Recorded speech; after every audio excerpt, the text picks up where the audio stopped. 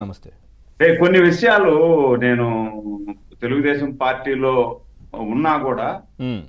కొన్ని విషయాలలో నేను అంటే నా వ్యక్తిగతంగా బాలకోటయ్య గారితో నేను ఏకీభవిస్తాను. దీంట్లో ఏకీభవిస్తాను అని చెప్పడానికి నేను ఎందుకు ఏమి సందేహపడడం లేదు. అంటే మాకు కూడా పార్టీకి పనిచేసినటువంటి తెలుగుదేశం పార్టీలో కేసులు పెట్టించుకొని ఇప్పుడు బాలకోటయ్య గారు అక్కడ రాజధాని ఉండాలని చెప్పి ఆ రాజధాని అక్కడే ఉండాలని చెప్పి ఎన్నో పోరాటాలు చేశారు. పాపం నేను చూసా, కండ్లారా చూసా. నేను తిరుపతికి వచ్చినప్పుడు ఆయనతో కూడా కలిసి నడిచా. ఆ బాధలు చూసా, కంట్లో నీళ్లు వస్తాయి ఒక్కొక్కసారి తలుచుకుంటే. ఆ మహిళలు పెట్టిన బాధలు, ఒక గర్భిణిని పొట్ట మీద తన్నినటువంటి వెధవల్ని కూడా మనం ఇంకా చూసి చూడనట్టు వదిలేస్తూ ఉంటే నా మీద 10 కేసులు పెట్టారు సార్. ఇంట్లో నుండి బయట వస్తే ఒళ్ళంతా గాయాలే, ఒళ్ళంతా గాయాలే, చిత్తకు కొట్టేశారు.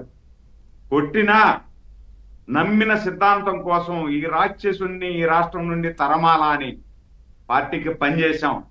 పార్టీ వచ్చిన తర్వాత మా స్వలాభానికి కానీ సొంతానికి కానీ ఏమీ అడగటం లేదు. ఈ రాష్ట్రానికి ఈ ప్రజలకు చేసినటువంటి ద్రోహం మనం ఏదైతే రెడ్ బుక్ లో రాసుకున్నామో ఆ శిక్ష చట్ట ప్రకారం మనము మ్యాన్ హ్యాండిల్ చేయమనో లేకపోతే ఇంటి మీద దాడి చేయమనో వాళ్ళ ఆస్తుల మీద దాడి చేయమనో మేము కోరడం లే. చట్ట ప్రకారం చర్యలు తీసుకోవాలి తీసుకోవాలి తీసుకోవాలి. చట్ట ప్రకారం చర్యలు తీసుకోకపోతే వాళ్ళకు ఆ కార్యకర్తలు నాయకుల్లో ఇంకొక రకంగా వెళ్తాది. మనం ఏమి చేసినా జరిగిపోతాది. అధికారంలోకి రాకముందు మాత్రమే చట్ట ప్రకారం చర్యలు తీసుకుంటాం అంటారు వాళ్ళు.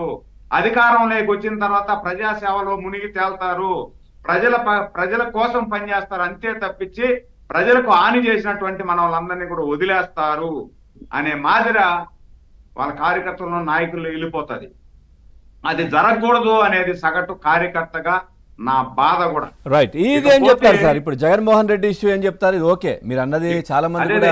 ఇకపోతే జగన్మోహన్ రెడ్డి గారు కోర్టు అంటేనే జగన్మోహన్ రెడ్డి గారికి పడదు. కోర్టులు అంటే చిన్న చూపు, కోర్టులు అంటే గౌరవం లేదు. ఎందుకు లేదు అంటానంటే సాక్షాత్తు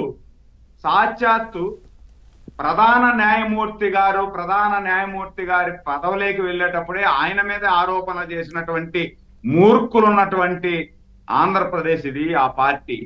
అలాంటి పార్టీ నాయకుడిగా ఏదైతే ప్రధాన న్యాయమూర్తులు అదే విధంగా ఆంధ్రప్రదేశ్ రాజధానికి అనుకూలంగా తీర్పు ఇచ్చినటువంటి కొంతమంది మహానుభావుల మీద కూడా ఇష్టానుసారంగా వీళ్ళు సామాజిక మాధ్యమాలలో పోస్టులు పెట్టి ట్రోల్ చేసి ఇష్టానుసారం చేస్తే వాళ్ళ మీద చర్యలు కూడా తీసుకోలేనటువంటి పరిస్థితి ఆ రోజు 5 సంవత్సరాలు. అలాంటి వారికి కోర్టుల మీద గౌరవము నమ్మకము ఉంటుందని మనం అనుకోలేం కదా. కాబట్టి నేనేమంటా, ఇప్పుడు పాదయాత్ర చేసేటప్పుడు మాత్రము ప్రతి శుక్రవారం ఎందుకు వెళ్ళాడంటే సార్, అంటే ఆయన పాదయాత్రలో విరామం తీసుకోను అని చెప్పాడు. విరామం తీసుకుంటే విరామం తీసుకున్నారు అని అడుగుతారని నేను విరామం తీసుకోలేదు, కోర్టుకు వెళ్ళినాను అని 4 రోజులు క్యాట్ వాక్ చేసేసి 5వ రోజు నుండి హైదరాబాద్కు పోయి కొంచెంసేపు రెస్ట్ తీసుకొని అదే విధంగా కోర్టుకు పోయి కోర్టులో రెస్ట్ తీసుకొని మళ్ళా మండే వచ్చి పాదయాత్ర చేస్తా ఉన్నాడు. ఆ రోజు ఏదన్నా చూడు నేను ప్రజల కోసం పాదయాత్ర చేస్తా ఉంటాను, నన్ను బ్రేక్ చేసి కోర్టుకు తీసుకొచ్చినారు అని చెప్పి ప్రజల్లో సానుభూతి తెప్పించుకోవడం కోసం. ఏం సార్, ఏమంత నామోసి కోర్టుకు పోయి 20,000 రూపాయలు కూచు కత్తి మీద ఇచ్చి మీరు నిజంగా మీకు కావాలంటే తెచ్చుకోవడానికి ఎందుకు మీకు అంత నామోసి?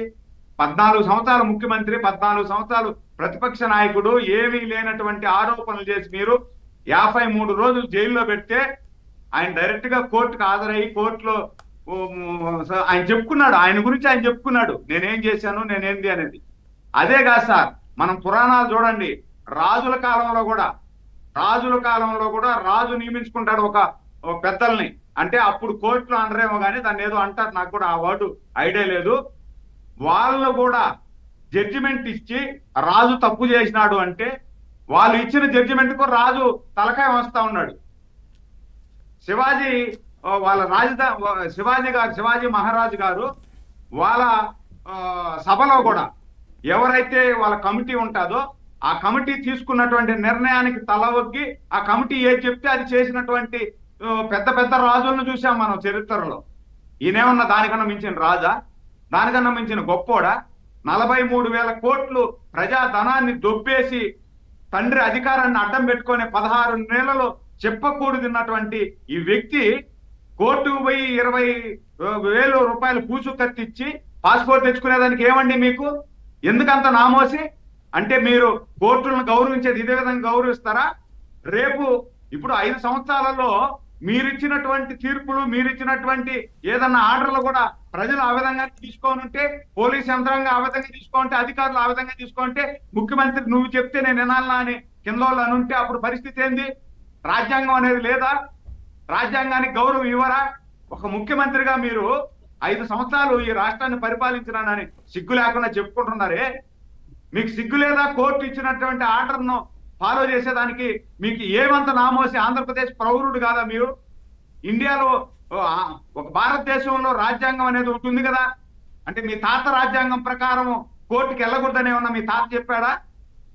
కాబట్టి ఇతనికి కోర్టులు అంటే నమ్మకం లేదనేది అందరికీ తెలిసిపోయింది.